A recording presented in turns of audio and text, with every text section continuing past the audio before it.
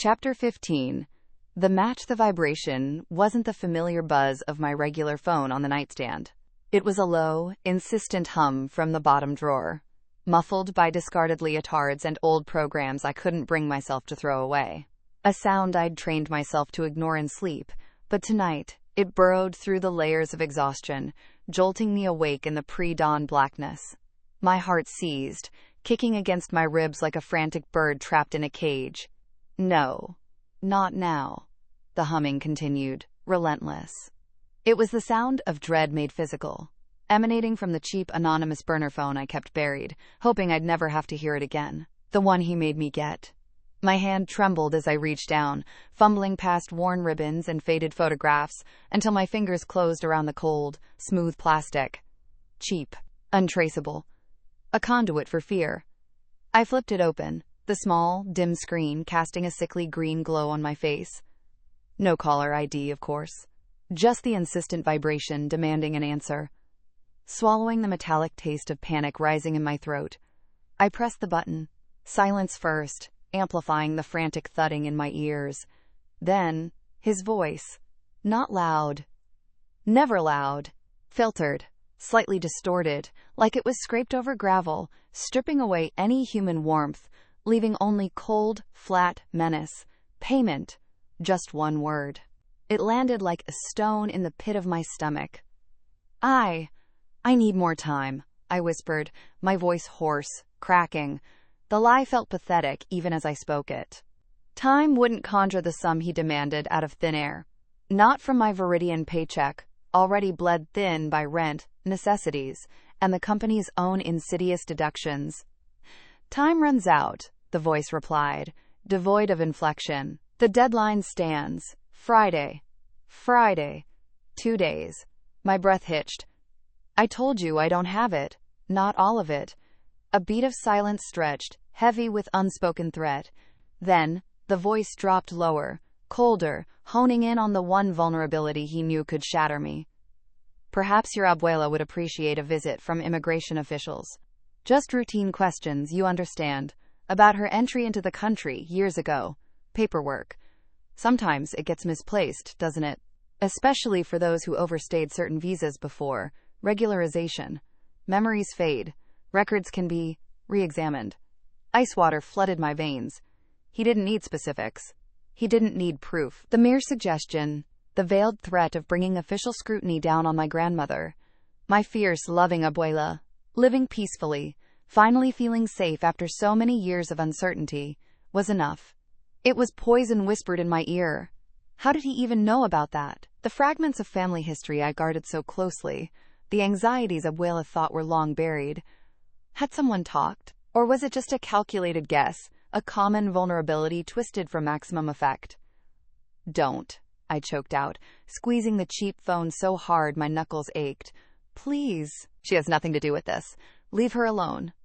The payment ensures privacy, the voice stated calmly, the implication clear. My silence, my cooperation, bought her safety. My failure invited disaster. The full amount, Friday. Or the relevant authorities will receive an anonymous, concerned tip regarding potential past discrepancies. A citizen's duty, you understand. My mind raced, frantically trying to find a way out, an escape hatch. There was none. The sum was astronomical, unthinkable. More than I made in months, maybe half a year after taxes, and those damnable fees Viridian skimmed off the top. Selling possessions wouldn't come close. Borrowing? From who? The other dancers were struggling just as much, counting pennies for point shoes and PT copays. My few friends outside the ballet world wouldn't understand, couldn't possibly have that kind of money lying around. And revealing why I needed it was unthinkable. Images assaulted me. Abuela's smiling face tending her beloved roses in her small garden, her hands kneading arepa dough, her eyes twinkling as she recounted family stories. Then, superimposed, horrifying flashes. Confused, fearful eyes facing uniformed officials, the slamming of a door, the loss of everything she'd worked so hard to build. Rage, cold and sharp, sliced through the fear.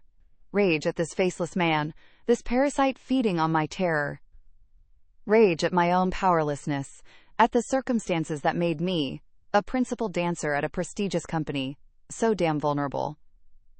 Rage at a system where dedication and artistry left you perpetually scrambling, exposed to predators like this. I'll get it, I forced the words out, tasting like ash. Friday. Wise, the voice said. Then, the line clicked dead. Silence descended again, thick and absolute. I was left alone in the oppressive darkness, the cheap phone still clutched in my hand, feeling slick with the cold sweat that had broken out across my skin. Tremors ran through me, deep, bone-jarring shivers that had nothing to do with the lingering New England chill seeping through my apartment window. Crushing helplessness washed over me. Friday. How? The question echoed in the empty room, mocking me. This secret, this threat, felt like a physical weight pressing down on my chest, constricting my breath. I curled into myself on the bed, pulling my knees tight against my aching ribs, as if I could somehow make myself smaller, disappear. But there was no disappearing. There was only the looming deadline, the impossible sum, and the terrifying image of Abuela's face, depending on me. The chill wasn't just in the air, it was deep inside me, settling into my bones.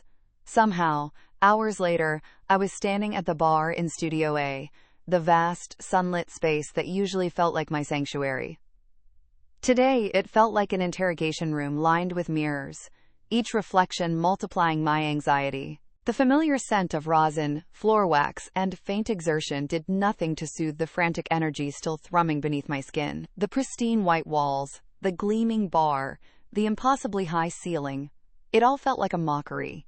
A stage set for a perfection I couldn't possibly achieve, while the threatening voice from the burner phone still echoed in my ears. Friday. The word pulsed behind my eyes with every plie, every tendu. Friday. I forced my expression into the neutral mask of concentration expected during Madame Moreau's famously rigorous company class. A slight lift of the chin, eyes focused somewhere beyond my own reflection. Breathing controlled. It was a performance I'd perfected over years, the calm, disciplined principal dancer.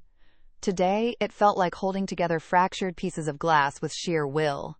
Beneath the carefully composed surface, my muscles were wound tight, vibrating with leftover fear. My shoulders ached with tension, resisting the fluid pour de bras. My stomach churned. Focus, Elena. Use the discipline. Ballet work is meditation. Find your center. But my center felt like a hollow, terrified space. The insistent rhythm of the piano, usually a grounding force, seemed to hammer the impossible deadline into my skull. 1 and 2, and 3 and 4 and pay, by Friday. My gaze flickered across the room, scanning the other dancers. Habits die hard. I still searched for connection, for solidarity, even when logic told me my current problem was mine alone. Mei Chen stood 2 places down, her usual serene focus marred by a faint line between her brows. Her movements were precise, as always, but lacked their usual effortless flow. Was she worried about her family again? The whispers about her shouldering responsibilities back home were persistent. And Tomi Ivanov, usually radiating a quiet intensity, seemed withdrawn today, her eyes shadowed, her powerful jumps landing with uncharacteristic heaviness. Were they feeling the squeeze, too? That vague, ever-present financial pressure that hummed beneath the surface of Viridian life, exacerbated by the opaque deductions and the sense that we, the dancers, were always the last priority? Or was I just projecting my own terror onto them, seeing shadows where there was only the normal stress of our demanding lives? Then, Veronica Bellwether swept in, nearly 10 minutes late, waving a distracted apology towards Madame Moreau, who merely tightened her lips. Veronica drifted to an open spot at the bar, sighing dramatically as she pulled on her shoes. Ugh, tragedy, she announced to minions next to her, loud enough for half the room to hear. They completely messed up my almond milk latte again. Too much foam. It's ruined. A wave of hot resentment washed over me, momentarily eclipsing the fear. Ruined. Her morning was ruined. By latte foam. While I was counting the hours until a potential catastrophe detonated my life and threatened my grandmother over a sum I couldn't even fathom earning. The casual, staggering privilege of it. The assumption that her minor inconvenience was worthy of announcement, while the rest of us wrestled with actual crushing anxieties, made my teeth clench. I snapped my eyes back to my reflection, forcing the bitterness down. Don't let her see. Don't let any of them see. Madame Moreau called out the combination for grand battement. Legs swinging high, controlled, extending through the foot. My body obeyed, years of training overriding the internal chaos. But the effort felt immense. My breath came too fast. My legs felt like lead one moment, strangely disconnected the next. Abuela's face. Smiling. The image flashed, sharp and painful. Her hands, twisting nervously, if they came for her. Focus. Point the foot. Engage the core. Shoulders down. How am I supposed to dance Giselle? How can I possibly find the innocence, the heartbreak, the ethereal sorrow of Act 2, when all I feel is this ugly, grinding fear? Giselle is betrayed by love. I'm being betrayed by circumstance, by the faceless man on the phone, by a system that pays its principal dancers barely enough to survive, leaving them vulnerable. The music swelled, signaling the end of the exercise. I finished the combination, holding the final pose, my chest rising and falling too quickly. My reflection stared back, pale, eyes perhaps a little too wide, the mask stretched thin. I could see the faint tremor in my hand as I released the bar. 2 days until Friday, and a world premiere of Giselle looming just a week after that. The stage, the lights, the demands of the role felt like an impossible mountain to climb when I was trapped in this dark valley, with the chill of that phone call still clinging to my skin. Lunch break arrived not a moment too soon. While the other dancers drifted towards the relative noise and forced camaraderie of the break room or cafeteria, I slipped away, seeking refuge in the echoing quiet of the rarely used back stairwell near Studio C. The cool concrete walls felt blessedly anonymous. Sinking onto the top step, I pulled out my regular phone. Not the burner. Never that one for this call. My hands still felt unsteady, but a different kind of urgency propelled me now. I needed this anchor. I needed her voice. I dialed the number that connected me across thousands of miles, to the small, vibrant house where my grandmother resided, surrounded by impossible cascades of bougainvillea. The line crackled, hissed, then connected. Allo? Hola, abuela, I breathed out, the tension in my shoulders easing fractionally just at the sound of her. Soy yo, Elenita. Mi Elenita. Que sorpresa. Her voice, warm and bright, instantly conjured images of her quick smile, her expressive hands. Just thinking of you, mi corazón. How are you? How are rehearsals? I leaned my head back against the cool wall, closing my eyes, trying to absorb the simple warmth. They're good, abue. Intense. We're working hard on Giselle. Ah, si, Giselle. The pride in her voice was a tangible thing, a wave of warmth washing over the cold fear that had settled in my bones. My beautiful granddaughter dancing Giselle. It is destiny. You have the soul for it, the passion. Tell me everything. How are the Wileys? Is your Albrecht behaving himself? I managed a small laugh, picturing her shaking a finger playfully. The Wileys are terrifying, abue, as they should be. And Henry, well, Henry managed to trip over a vine prop yesterday. Nearly took us both down. I offered the anecdote, a small, carefully curated piece of my reality, omitting the strained silence that had followed, the way Maestro Volkov had glared. We talked for several minutes. A precious bubble of normalcy. She recounted Doña Sofia's latest neighborhood gossip. Complained about the stubborn rabbit that kept eating her roses.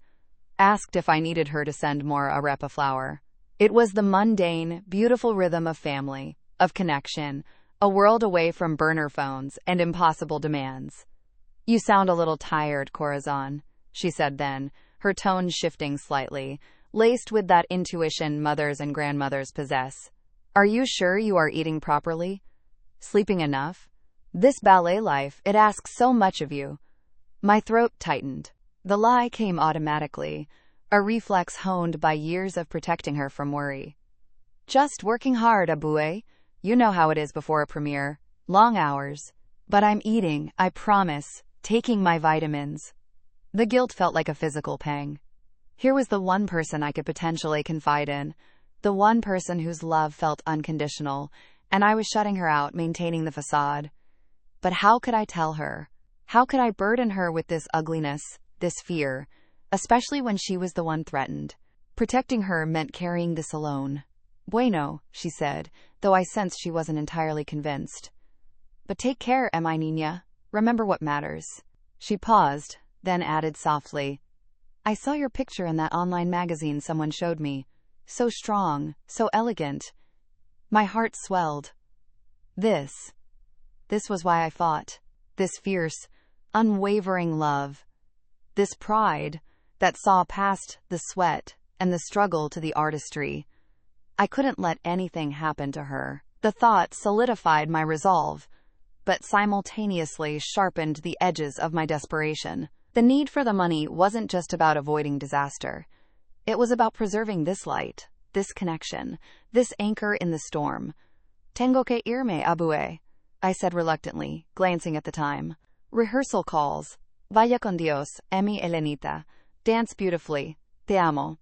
Yo también te amo, abue, I whispered, the words catching in my throat. I disconnected, the silence of the stairwell crashing back in, colder and emptier than before.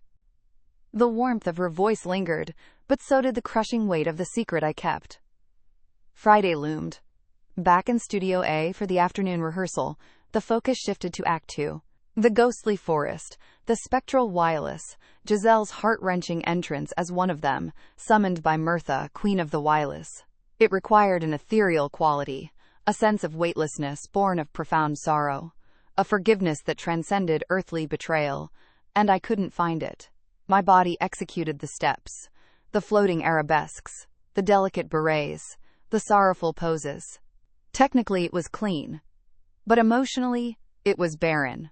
I felt like a ghost, yes, but the wrong kind, haunted by a raw, terrestrial fear, not the otherworldly grief of Giselle.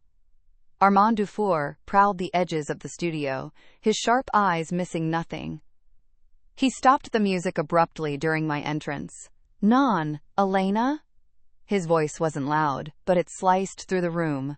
He stepped forward, demonstrating with surprising grace for a man of his position, mimicking my pose with sharp disapproval. This is empty. It is steps. Where is the soul? Where is the betrayal etched into your very being? You are a spirit now, yes, but you carry the memory of a broken heart. I see a technically proficient dancer. I do not see Giselle. He waved a hand dismissively. Again, from the entrance, the pianist resumed. I took my starting position, forcing myself to breathe, trying to conjure the image of Giselle's sorrow, Albrecht's betrayal. But the face that swam behind my closed eyelids wasn't Albrecht's. It was the imagined face of the man on the phone, the cold emptiness of his voice. The betrayal I felt wasn't the romantic agony of a naive village girl. It was the grinding, systemic betrayal of a company that undervalued its artists, the violation of the extortionist preying on my deepest fear. Henry, as Albrecht, partnered me with careful consideration, his eyes searching mine, silently asking what was wrong. I offered nothing back, keeping my gaze distant, focused on executing the steps. But I knew Armand was right. This wasn't Giselle. This was Elena Laurent, terrified and disconnected, hiding inside the choreography. He's right, the internal voice hissed, frustration coiling tight within me. I feel broken, but it's the wrong kind of broken. It's brittle fear, not ethereal sorrow. How could I possibly convey Giselle's delicate, tragic heartbreak when my own pain felt so immediate, so raw, so ugly? Her betrayal led to madness born of love. Mine felt like a descent into a cold, calculated panic born of threats and financial desperation. The inadequacy washed over me, cold and suffocating. I was failing the role. I was failing Abuela. I was failing myself. The disconnect yawned wide, a chasm between the artist I was supposed to be and the terrified woman trapped inside. The air in Studio A shifted, tightening with expectation as the afternoon rehearsal wore on. We had moved back to Act 1, revisiting key sequences. Then, Armand Dufour clapped his hands sharply, silencing the pianist mid-phrase. "We will run the mad scene," he announced, his gaze sweeping across the assembled dancers. The villagers, Hilarion, Bert, Albrecht, and me. From Giselle's entrance after the hunting horn. Full music. Full feeling. No marking. His eyes landed on me, sharp and demanding. Elena, show me what you learned this afternoon. The pressure intensified instantly. A collective inhale seemed to ripple through the dancers taking their places.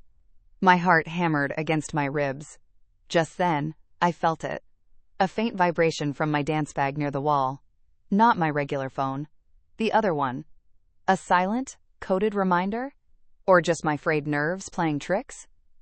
It didn't matter. The mere possibility sent a fresh jolt of adrenaline through me.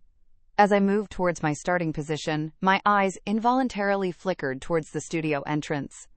And there he was. Henderson.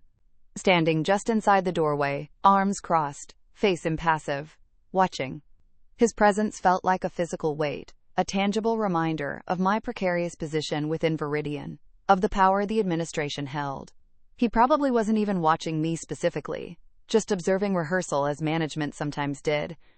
But in my heightened state, it felt personal, threatening. Another turn of the screw. I took my place. The pianist began the familiar, deceptively cheerful village theme that precedes Giselle's devastation. I moved through the choreography. The joyous reunion with Albrecht. The presentation of the daisy.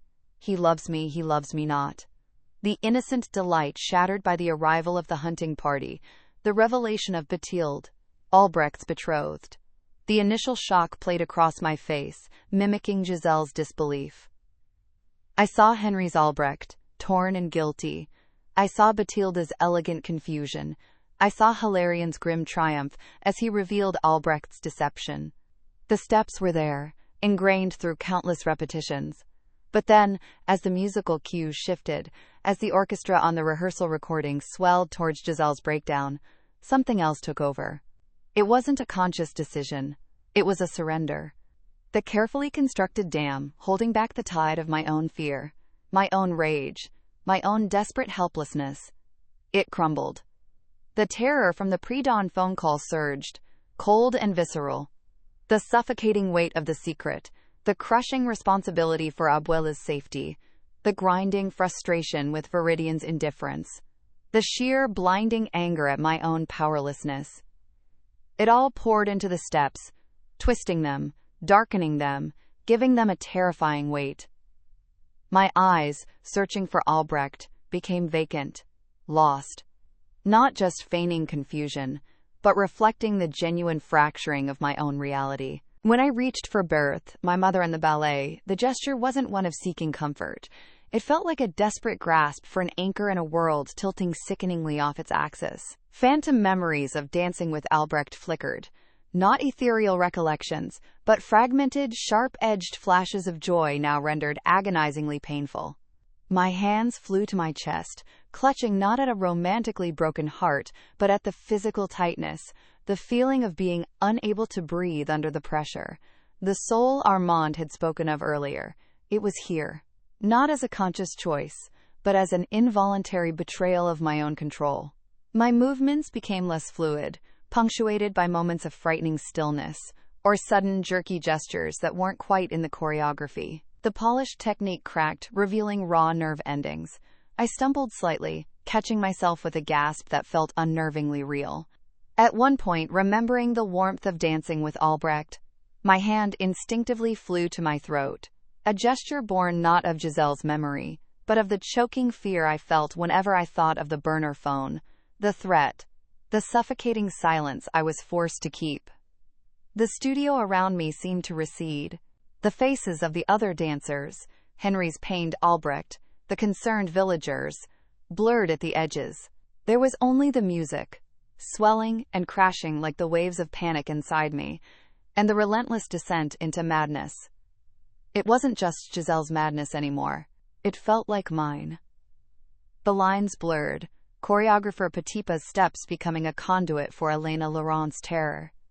The culmination wasn't a graceful swoon, it was a collapse, a ragged, complete unraveling that left me crumpled on the worn floorboards, gasping for breath, the final, devastating notes of the score echoing in the sudden, profound silence. For a long moment, nobody moved. The only sound was my own harsh breathing, echoing slightly in the cavernous studio. The air felt thick, charged with an uncomfortable energy. I lay there, cheek pressed against the cool wood, feeling utterly exposed, trembling uncontrollably. Tears pricked at my eyes. Giselle's? Mine? I didn't know. Slowly, Henry detached himself from the tableau, his usual Albrecht persona gone, replaced by simple, undisguised concern. He took a hesitant step towards me. Other dancers shifted uncertainly, their stage expressions replaced by wide eyes, a shared sense of having witnessed something beyond performance. The pianist sat frozen at the keyboard, hands hovering above the keys. Then Armand Dufour moved from the shadows near the wall, where he'd been observing. He walked deliberately across the floor, his footsteps echoing in the silence. He stopped a few feet away, looking down at me. His face, usually a mask of critical assessment, was inscrutable, his dark eyes intense. He didn't offer a hand. He didn't offer critique in his usual sharp tone. He simply watched me for several long, heavy beats as I struggled to pull myself together, pushing damp strands of hair from my face. Finally, he spoke, his voice quiet, almost conversational, yet carrying immense weight in the stillness. "Continue from there tomorrow," he said. He paused, his gaze unwavering. That had soul. That had truth. Don't lose it. And with that, he turned sharply on his heel and walked out of the studio, leaving his enigmatic pronouncement hanging in the thick air. Soul. Truth. Was it approval? A warning? A clinical observation? I couldn't decipher it. A strange mix of emotions washed over me as Henry finally reached down, offering me a hand up. Artistic triumph warred with personal devastation. I had found Giselle. I had touched the raw, beating heart of her madness. But I had done it by excavating my own terror, by letting the ugliest parts of my fear bleed onto the studio floor. The relief of the artistic breakthrough was immediately swamped by the returning cold dread. This changed nothing. The performance felt hollow, almost grotesque, because the fear I had channeled was real, and it was still waiting for me outside these studio walls. Friday was still coming. The demand was still impossible. The threat against Abuela was still coiled, ready to strike. I felt utterly drained, trembling, exposed, and terrifyingly alone. Henry's hand felt warm and steady as he helped me to my feet. My legs were shaking, my body hollowed out. "Elena? Are you all right?" His voice was low, laced with genuine concern that cut through the usual professional distance between us. I nodded mutely, unable to meet his gaze, pulling my hand away gently. Fine. Just needed a moment. Other dancers hovered nearby, their usual post-rehearsal chatter conspicuously absent. May offered a silent, searching look that seemed to hold a depth of understanding I couldn't decipher right now. Talia murmured something about it being powerful. I registered their reactions peripherally, like sounds heard underwater.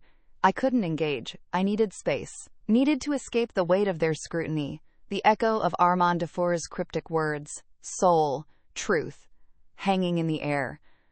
Collecting my discarded warm-ups, I practically fled the studio, murmuring vague excuses. In the relative anonymity of the women's dressing room, I sank onto the bench in front of my locker, avoiding the large mirrors. But eventually, I had to look. My reflection startled me. Pale face, dark circles stark beneath my eyes, lips drained of color. My eyes, they looked haunted, carrying the ghost of Giselle's madness, or perhaps just reflecting my own. The usual constellation of aches, the protesting muscles in my back, the familiar soreness in my feet, felt distant, insignificant compared to the bone-deep emotional exhaustion that settled over me like a shroud. I did it. The thought surfaced, numbly. I danced the mad scene. But the triumph felt terrifyingly thin, almost non-existent. Was that me out there? Or was it Giselle? Had I channeled her, or had my own desperation simply worn her name like a costume? Maybe it didn't matter. Maybe, under the crushing weight of betrayal and despair, we were the same. The quiet nods from my colleagues, Armand's unsettling pronouncement, none of it registered as validation. Applause felt distant, irrelevant. The only thing that felt real, brutally real, was the looming deadline. Friday. The extortionist's cold voice. Abuela's safety hanging by a thread, woven from money I didn't have. By the time I left the Viridian building, dusk had bled into night. The city streets, usually energizing after a long day, felt alien and menacing. Streetlights cast long, distorted shadows that seemed to writhe at the edges of my vision. The crisp spring air did nothing to clear the fog of weariness and dread that enveloped me. The intensity of the rehearsal, the raw emotion I dredged up and splashed across the studio floor, felt miles away now, like a fever dream. The artistic breakthrough, the truth Armand had spoken of, offered no solace, no solution.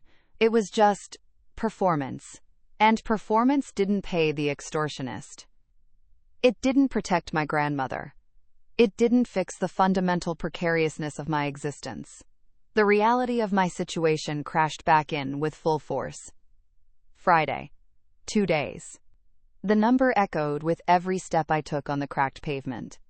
I needed money. Desperately. Quickly. More money than I could possibly earn through legitimate means in that time frame. The artistic triumph felt like a cruel joke, highlighting the chasm between the demanding beauty of the stage and the brutal, ugly realities I faced the moment I stepped outside the theater doors. I felt trapped between those two worlds, belonging fully to neither, succeeding in one while failing miserably in the other. I stopped at the corner, staring unseeingly at the rush of headlights painting streaks across the wet pavement.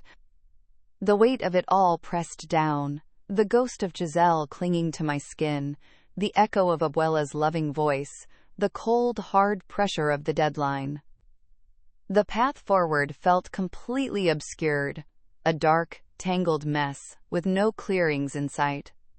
What options did I even have? There were no easy answers, no simple solutions, only the relentless ticking of the clock and the gnawing fear. The need to find a solution, any solution, no matter how risky, no matter the cost, became an urgent, pulsing ache deep inside me. Standing there under the indifferent city lights, the desperation felt absolute. I had to do something. Anything. The thought solidified, cold and hard, settling alongside the fear. The stage demanded everything I had. Now, it seemed, survival demanded even more.